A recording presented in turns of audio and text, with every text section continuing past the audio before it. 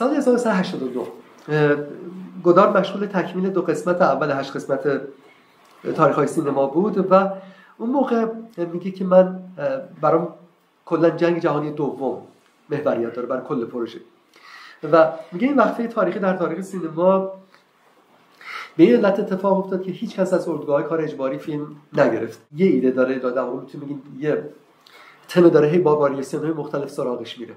این دفعه میگه که مثلا ما اینه که هیچ کس از اردوگاه کار اجباری فیلم نگرفته، هیچ کس نخواست اونا رو نشون بده یا ببینه و صنعت‌های فیلمسازی جهان، یعنی در درجه اول اروپا و آمریکا، مسئول 2 ناکامی یا 2 شکست اساسی بودن. یکی ساختن یک فیلم‌های داستانی درباره اردوگاه‌ها هنگامی که اردوگاه‌ها فعال بودن. در تاریخ سینما فیلم‌هایی دارید مثل بودن یا نبودن یا لوبیچ یا دیکتاتور بزرگ چاپلین، ولی هنوز گودار معتقده که سوالش رو جواب نمیدن. در فیلم بودن یا نبودن اشاره میکنه اون شخصیت به این که در کانسنتریشن کمپ تقسیم کار داریم، ما کانسنتریشن میکنیم، کمپینگ رو شما میکنید، از این بازی ها میکنه. طنز هم هست. ژیژک میگه شاید قوی ترین یا رادیکال ترین برخورد معاصر با خودمون پدیده اردوگاه ها باشه. ولی مسئله گودار این بود که میگفت ما فیلم داستانی درباره اردوگاه ها موقعی که اردوگاه ها هنوز دایر بودن، هنوز کار میکردن، نداریم. شکست دوم بود که ما فیلم‌های آرشیوی که آلمان‌ها حتما از اردوگاه گرفته بودند و پیدا نکردیم و گودار میگفت نتیجه این شکست اغراق میکنه، ولی خوب دقت کنید. گفت نتیجه این شکست یا 2 شکست مرگ سینمای اروپا و پیروزی سینمای آمریکا بود. این صورتبندی متافیزیکی سیاسی رو به خاطر بسپرید، چون این نقطه عطفی تاریخ سینماست از نظر گودار. حواستون باشه که گودار هنوز توی دهه 80 به اصطلاح یوروسنتریست، یعنی اروپا محور. مجموعه آرشیوهایی که توی فیلم‌هاش می‌بینید عموماً آمریکایی و اروپایی است و برای پروژهش تموم نمیشه تا کتاب تصویر ادامه پیدا میکنه.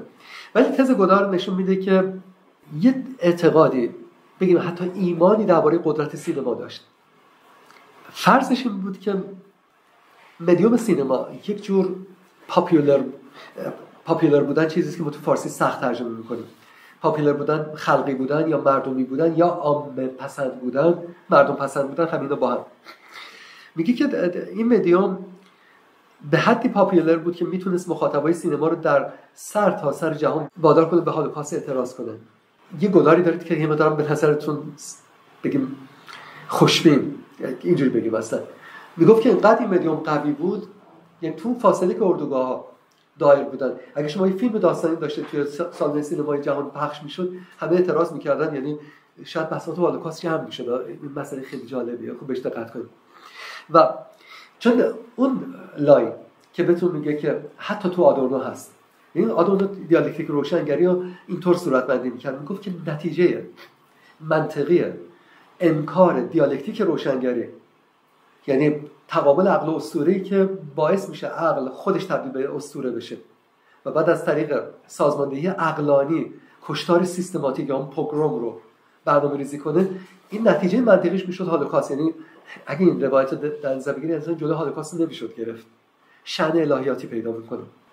گفتار روایت گودار اینه که سینما اونقدر قدرت داشت که میتونست جلوی هولوکاست بگیره. این اغراق‌آمیز به نظر میرسه ولی جدیش بگیرید. و میگه کافی بود که هولوکاست شما توی سینما میدیدید، کسی نخواست نشون بده، کسی نخواست ببینه و هولوکاست رخ داد. حرف گوداره. گودار قدرت تصویرها رو مفروض میگرفت، یعنی چه تصویرهای مستند اصیل، چه تصویرهای داستانی که نسخه بدلهای تأمل ناکردنی از واقعیت بودن. میگفت اینها ظرفیت و قنای روانی لازم رو داشتن برای اینکه اعتماد تماشاگران رو، چون من باورم نمیشه یه فیلمه ولی واقعا چه اتفاقی افتاده. میگه سینما این قدرت داره تو تصویرهاش، تصویرها ایمان میارن. هم گودار هم دولوز توی دهه 80 میگفتن که سینما ماهیت کاتولیکی داره. ما ایمانمون به جهان به لحاظ فلسفی و متافیزیکی از کف دادیم، چون سینما هست، چون تصویرهای سینما هست، میگیم جهان هست، جهان حضور داره.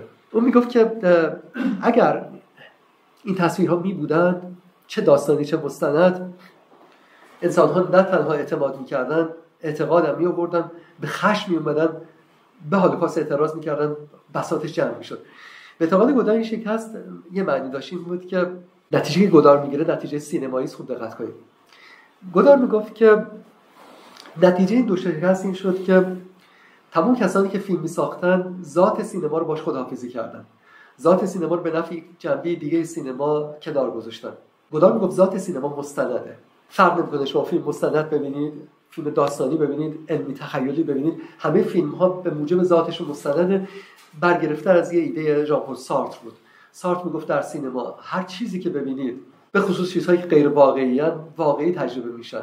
در تئاتر وارونه است، هر چیزی که رو صحنه میبینید هر چه واقعی‌تر غیر واقعی‌تر تجربه میشه. و اگه کسی اسب بیاره روی صحنه تئاتر، اسب واقعیه ولی توی تئاتر به نظرتون غیر واقعی میرسه. تو سینما وارونه است.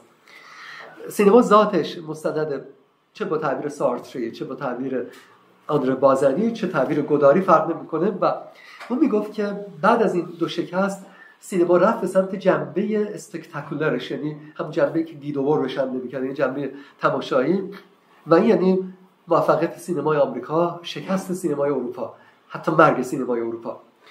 بعد از جنگ توی مجموعه تاریخ‌های سینما فصلی هست که ستایشنامه برای سینمای ایتالیاست، از روسلینی تا پازولینی، و اون میگه که در مقطعی که تمام سینماهای اروپا، صنایع فیلمسازی اروپا وا دادن یا سکوت کردن یا کنار کشیدن یا اسیر در سینمای آمریکا شدن، فقط یه سینما داشت آخرین نفس‌های سینمای اروپا رو زنده نگه داشت، سینمای ایتالیا بود. و بعد به وقتی ان سراغ اون قسمت‌ها میریم.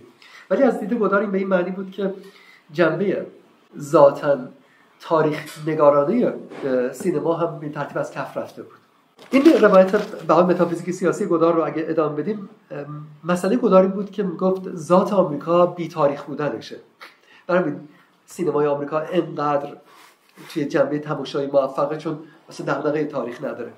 و این ادعا رو دائما هم تو مصاحبه هم تو فیلم ها هم تو اسی های سینماییش هی بست داد و نهایتاً گفت که پشت کردن به مستند و تاریخ علامت چیزی کمتر از پایان یا مرگ سینما نیست. و پایان سینما به نام تلقی گودار یه تزی بود که توی اپیزودهای اولیه تاریخ‌های سینما سعی می‌کرد بیانش کنه. مجموعه تاریخ‌های سینما میشد تجسد در واقع که استدلالی. تاریخ‌های سینما درباره چیه؟ چه چیزی رو داره بیان می‌کنه یا در بیان چه چیزی ناکام میمونه یا به ما رو دعوت می‌کنه به فکر کردن درباره چه چیزی. یک تز هست که تاریخ‌های سینما رو بهش انسجام میده.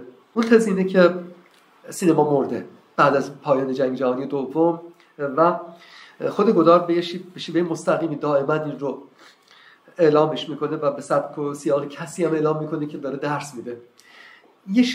جالبه تاریخ سینما یه شکلی از کلاس درسه. شما صدای اون معلمی که داره این تز رو بیان میکنه گاهی اوقات گرفته میشنوید، گاهی اوقات اکو شده میشنوید.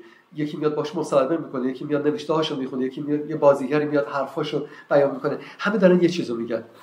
دارید ناقوس مرگ چیزی رو به صدا در میارید و من تو تاریخ‌های سینما عموماً هم هست. گاهی اوقات معلم حواسش پرت میشه، یه دفعه بالا رو نگاه میکنه. عموماً گوداری که توی تاریخ‌های سینما میبینید تایپیسته. اما یه چیز جالب وجود داره. آدریان مارتین که باهوش‌ترین نقدنویسای انگلیسی زبان اهل استرالیا است. یه مقاله معرکه در مورد تاریخ‌های سینما داره، بعد ازش هم کدهای براتون خواهم آورد. میگه که گودار توی دهه 60 مثل نوازنده‌های جاز بود. میرفت سر صحنه میگفت که خب چه نوتی داریم یا چه ملودی هست، ملودی امروز اینجوری بستش میدیم.